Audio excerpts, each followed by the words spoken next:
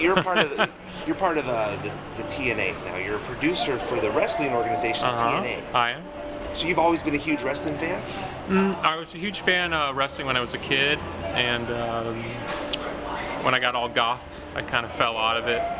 Thought that was the end of it, and then kind of got sucked back in the late 90s and started this weird, crazy journey that I'm on now, working in the business. And there's a ton of talent in TNA, so it's an exciting time if we can turn that corner, sort of like the Cubs, you know? We're building on talent, and great locker room, great management in the front office, so it's exciting. So you're an executive there?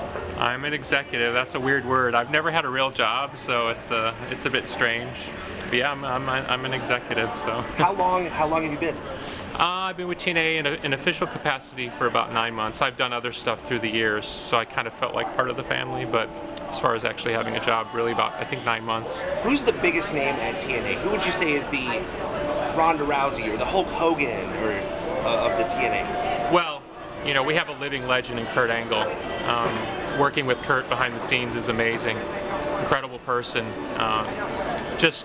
And you should watch him perform at the highest levels, to work with him in a television capacity. Sorry, I gotta get my bag. No, you're the man. You're the man. Would you like Ronda Rousey in the TNA? Would you? Well, she's done stuff with WWE, and you know, it's really funny about that. Just to take that question in a slightly different direction. Sure. I've been working in professional wrestling for about 5 years, and I've been saying that the rise of Ronda Rousey sort of showed that wrestling's really behind the curves in marketing women in a different way. And I think there's a whole host of ways to portray women in wrestling in the future that sort of get away from the typical misogynist stuff and really get into more of a tougher, cool. I think she embodies everything that's about smart, sexy, and tough. Yeah. I think that's shown to be a huge marketable asset. And wrestling's a little bit behind the curve in that regard.